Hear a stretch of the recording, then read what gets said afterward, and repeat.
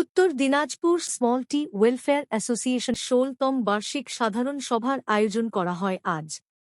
এদিন ইসলামপুর তিনপুল এলাকার একটি ভবনে এই অনুষ্ঠানের আয়োজন করা হয়। এই সভায় সংগঠনের বিভিন্ন সমস্যা ও অভাব অভিযোগ নিয়ে বিস্তারিত আলোচনা করা হয়, যেখানে উপস্থিত ছিলেন রাজ্যের মন্ত্রী তথা গোয়ালপুকুরের বিধায়ক Golam Rabbani, Bijoy Gopal Chakraborty, all India small tea welfare অ্যাসোসিয়েশনের সভাপতি সহ ব্লক তৃণমূল কংগ্রেসের সভাপতি জাকির হোসেন সহ বিশিষ্টজনেরা উপস্থিত ছিলেন। প্রদীপ প্রজ্বলন করে আজকের এই সভার শুভ সূচনা করা হয়। বিজয় গোপাল চক্রবর্তী বলেন, চায়ের গুণগত মান আমাদেরকে বাড়াতেই হবে, সেটার প্রতিজ্ঞাবদ্ধ হতে হবে। আমি যদি ল অফ দ্য ল্যান্ড মানি, আমার দেশের আইন মানি, তাহলে বিবিসি এখানে কিন্তু কোনো কাজের না। আমাকে মানতে হবে হচ্ছে এফএসএসআই 34টা টেলিগ্রাম। সত্যি কি সত্যি না? একদম সত্যি কথা কি স্যার? বিবিসি ডিমান্ড তৈরি করেছে। আজকে যে একটা সমস্যা তৈরি হচ্ছে, আজকে গভর্নমেন্ট, আমি পশ্চিমবঙ্গ সরকারকে অসংখ্য ধন্যবাদ দেব। আমাদের মাননীয় মুখ্যমন্ত্রী আমাদের ক্ষুদ্র চা চাষীদের পাশে এসছেন। উনি এখন জানছেন যে কোথায় সমস্যাটা হচ্ছে। আমাদের মাননীয় মন্ত্রী, শ্রমিক মন্ত্রী মলায়দা আমাদের কথা শুনছেন, আমাদের তিনি সমস্যা বুঝতে পারছেন এবং উনি ফিলিং করছেন যে সমস্যাটা কোথায় হচ্ছে। নেপালের চা বিনা এফএসএসআইতে, এফএসএসআই পরীক্ষা ছাড়া র্যান্ডম ঢুকছে এখানে সমুদ্রের জলের মতো। কেন ঢুকবে? কেন্দ্রীয় মন্ত্রীকে বলা হলো পীযূষ গোয়েলকে, বলছেন একটা জিওপলিটিক্যাল সমস্যা। নেপাল আমার খুব ভালো বন্ধু, ওর উপরে আমি কিছু ইম্পোজ করতে পারবো না। পাশাপাশি বাংলাদেশ দেখেন, বাংলাদেশ আমাদের জায়গায়, বাংলাদেশ আমাদের উপরে 95% ইম্পোর্ট বৃদ্ধি বসায়। মানে এমন সমস্যা এরকম উত্তরবঙ্গের চা শিল্পের, নেপালের চা, সিটিসি চা, নেপালের দার্জিলিং চা, ওই থেকে আসাম থেকে ইনফোসিস চা, খুশি চা মিলে যা বর্তমান অবস্থা, আমাদের হিসাবে 42 কোটি যে চা উৎপাদন হচ্ছে, তার মধ্যে তো মনে হয় 10 থেকে 15% এইসব 2 নম্বরই চাই ঢুকে যাচ্ছে। তারপরে কি হচ্ছে? সবচেয়ে বেশি ক্ষতিগ্রস্ত হচ্ছে আমরা চা চাষি। সেজন্য আমরা বলছি, কিবোর্ডকে অনুরোধ করেছি, আগামী 9 তারিখে টি রিসার্চ অ্যাসোসিয়েশন কলকাতায় রাজ্য সরকারের দপ্তরের আপনাদের বড় বড় অফিসাররা আসবেন, সবাই মিলে বসে একটা জায়গায় আসা হবে যে যাতে পিপিসির বাইরেও, দেখুন আজকের দিনে সত্যি কথা বলতে কি, গ্রিন ফ্লাই যে লিস্টে ওষুধ আছে একটাও বলবে না। গ্রিন ফ্লাই বলে কেন বলবে না? ফিব্রোনিয়া বলে না গ্রিন ফ্লাই। আমিও আমি ফিব্রোনি মানতে পারতো, কিন্তু ফিব্রোনির কিন্তু কোথাও বলা নেই যে ব্যাংক কেমিক্যাল। একটা জিনিস কিন্তু বলা হচ্ছে যে ব্যাংক কেমিক্যাল হচ্ছে এফএসএসআই 14টা, তার মধ্যে ফিব্রোনিয়ার নাম নাই, অ্যাসিটামিনোফেনের নাম নাই, ইমিডাক্লোপিড নাই। বলা হচ্ছে এমআরআই লেভেল না হবে, টেস্টিং করা হবে বলা হয়েছে, কিন্তু বলা হয়নি কিন্তু ব্যাংক কেমিক্যাল। কি বলা আমাদের হেল্প করছে, আশা করছি জুন মাসে ইমিডাক্লোপিড, অ্যাসিটামিনোফেন পিপিসি লিস্টে ঢুকবে। এবং গত সপ্তাহে বলে একটা সোলোমান বলে একটা ভালো কেমিক্যাল এসছে, সেটা আপনারা ইউজ করতে পারবেন। কিন্তু সমস্যাটা হচ্ছে যে রাজ্য সরকারের আমি কোনো দোষ দেবো না, কেন ওনারা যে পেয়েছেন সেইভাবে ওনারা কাজ করছেন। কিন্তু একটা জিনিস আমাদের ভাবতে হবে যে চায় কিন্তু এমন কোন বিষ নাই যে মানুষ খেয়ে মরেছে, তো বলতে পারবেন চায় কেউ মরেছে বিষ খেয়ে? কোভিড কালে চায় বাঁচিয়েছে কারা? কারা সবাই বাঁচিয়েছে। Is a natural healthy way investing, আমাদের মনে রাখতে হবে, যেটা কোনো কিছু বাইরে হয় না। আর যে হাই টেম্পারেচার এটা হয় তাতে কিন্তু কিচ্ছু থাকে না। একটা মহল, আমরা তো বলবো কফি মহল, কফি মহল থেকে চেষ্টা করা হচ্ছে চায়ের বদনাম করো, চায়ের বিক্রি কমাও। আমরা যদি সবাই ঠিক থাকি, আর আপনাদের সবাই অনুরোধ করছি, আমরা প্রতিজ্ঞাবদ্ধ নিরাপদ চা তৈরি করার জন্য। We are committed to produce safety. সেজন্য আমি সবাইকে অনুরোধ করবো, এই যে 9 তারিখে বিক্রিটা হবে, এগ্রিকালচার ডিপার্টমেন্টের সাথে দেখা করে, আমাদের যে পেস্টিসাইড বিক্রি করে তাদের সাথে বসে, যেগুলো কোম্পানি আছে তাদের সাথে বসে আমরা যাবে একদম ব্যাংক কেমিক্যাল 14 আমরা ইউজই করবো না। ওটা কোনো প্রশ্নই নেই, মনোসিল আমরা ধরবই না। বাকিগুলোতে এখন যা বর্তমান ওয়েদারের কন্ডিশন, আর আপনারা যেই এলাকায় থাকেন এটা ছড়ানো বলে যে আমাদের জলবায়ু কারণে রাতেও দুর্গম বৃষ্টি হয়েছে, আবার বৃষ্টি হবে। আপনাদের এখানে বৃষ্টি কম, এই এলাকাটাকে পোকা দমন করা খুবই কঠিন। আপনাদের বাস্তব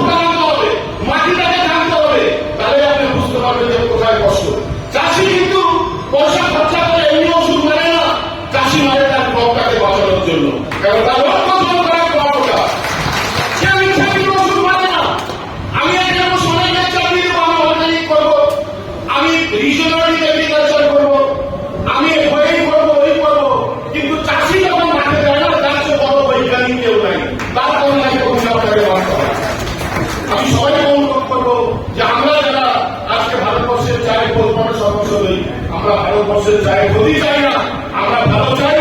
আমরা যারা চা পাই তাদেরকে আমরা তাদের সেলফে সয়েল টু সেলফ আমরা নিরাপদ চা দিতে চাই, এবং সেটা আমরা কমিটমেন্ট আমরা করবই।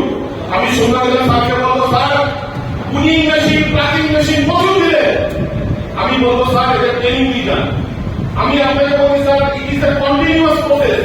আমরা যত বেশি চাষির কাছে যাব, যত চাষির সাথে কথা বলবো, তত এই সমস্যার সমাধান হবে।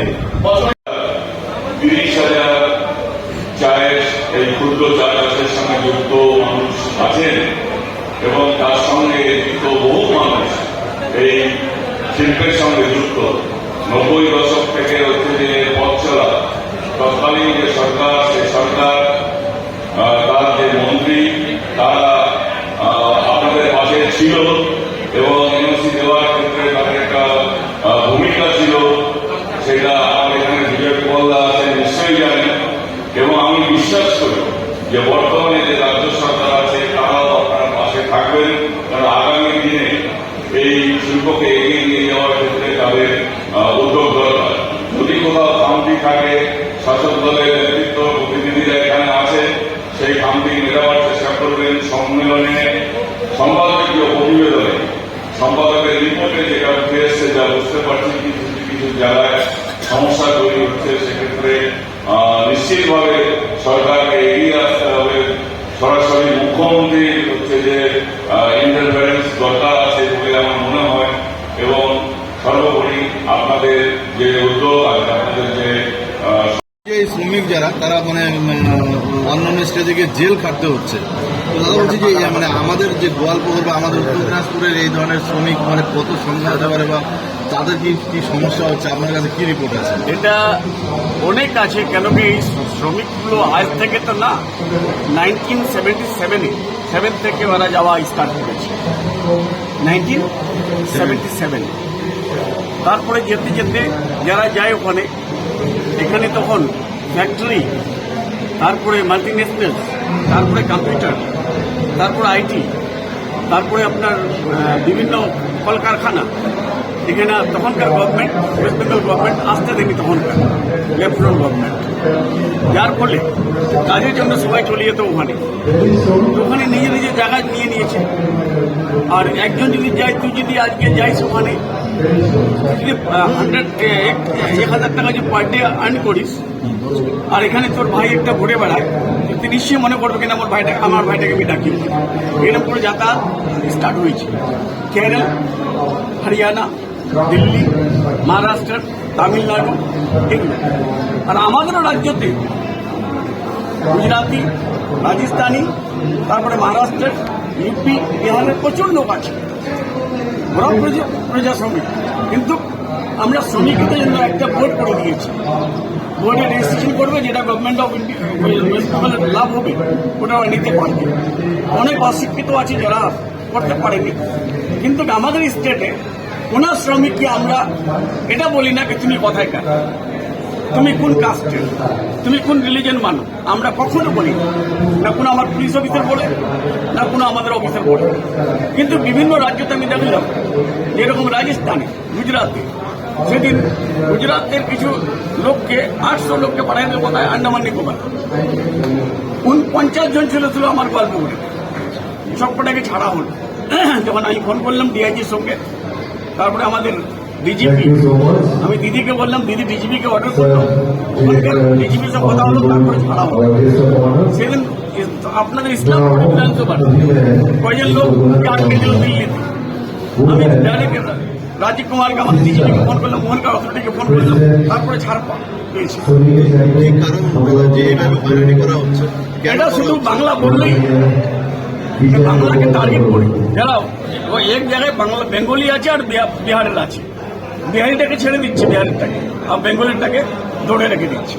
যারা বাংলা বলছে তাদেরকে আটক করছে, তাদেরকে অ্যাটাক করছে। কিন্তু কারণটা কি হতে পারে? কারণটা তো আমরা বুঝতে পারছি না। এটা কি পহেলগাঁও যে হত্যাকাণ্ড ঘটেছে তারপরে এই ঘটনা? পহেলগাঁওতে যদি হত্যাকাণ্ড হয়ে থাকে, আমরা তো পহেলগাঁওর জন্য বলছি, ইউ অ্যাটাক पाकिस्तान को खत्म कर दो। पाकिस्तान को खत्म नहीं नहीं करके हमारे बंगाल का आप जो है श्रमिक लोगों को विजय श्रमिक को आप হ্রাস করবে তোমরা এটা ঠিক। বিভিন্ন জায়গায় কিন্তু দেখা গেছে সীমান্ত এলাকায় কিছু বাংলাদেশিও গ্রেপ্তার হচ্ছে কিন্তু কোথায় বলো কিছুদিন আগে রসাখোয়াতে হলো কোথায় এটা সম্ভব? বড় থেকে রসাখোয়াতে দেখো এটা কার দোষ? এটা তো অমিত শাহকে রিয়ান করা উচিত। অমিত শাহকে রিয়ান করা উচিত। পহেলগাঁও হলো, পুলওয়ামা হলো, এখনো রিয়ান করেন তিনি। তারপরে বর্ডার থেকে কি করে বিএসএফ ছাড়ছে লোকগুলোকে? পুলিশ কি পারে? পুলিশ আইডেন্টিফাই করে দিতে পারে, কিন্তু বর্ডার যদি টাইট না হয় তাহলে কি করে বাংলাদেশকে আটকাবে? মানে কেন্দ্র বা অন্যান্য রাজ্য কি বাংলাদেশি আর বাঙালি মানে ওয়েস্ট বেঙ্গলের লোককে কি ভুলিয়ে ফেলছে না, এরকম কি ব্যাপার? বাংলার যেটা ভাষা সেটা বাংলাদেশের ভাষা, বাংলার যেটা কালচার সেটা বাংলাদেশের culture, same culture, same language, same facial স্ট্রাকচারের জন্য বাংলাদেশে হ্যারাস হচ্ছে। এটা ঠিক না। একটা বিষয় জিজ্ঞেস করতে চাই যে অন্য জাতির লোক তারা সোশ্যাল মিডিয়াতে এই ধরনের কিছু ভিডিও দিচ্ছে যেটা মানুষকে বিচলিত করতে পারে, সাম্প্রদায়িক সম্প্রীতিকে ক্ষুণ্ণ করতে পারে, করছে। আপনারা তো সরকারে রয়েছেন, পুলিশের পক্ষ থেকে এদের বিরুদ্ধে মনে করেন যে এগুলো কি যে পুলিশের পক্ষ থেকে সাইবার ক্রাইম থাকে, তারা এই ধরনের প্রতিরোধ করছে না কেন? আমি তো দেখলাম সোশ্যাল মিডিয়াতে ইউপি থেকে, বিহার থেকে, রাজস্থান, গুজরাট, মধ্যপ্রদেশ এগুলো জায়গা থেকে যেভাবে সোশ্যাল মিডিয়াতে বক্তব্য শুনছি আমরা হ্যারান হয়ে যাচ্ছি। এখানে ধরতে পারে না, সিবিআই ধরতে পারে না, তারপরে কেন্দ্র বাহিনী, কেন্দ্র এজেন্সিগুলো ধরতে পারে না। আমাদের পশ্চিমবাংলা হলো আমরা ধরি, এখানে কেন্দ্র আজকে চা বাগিচা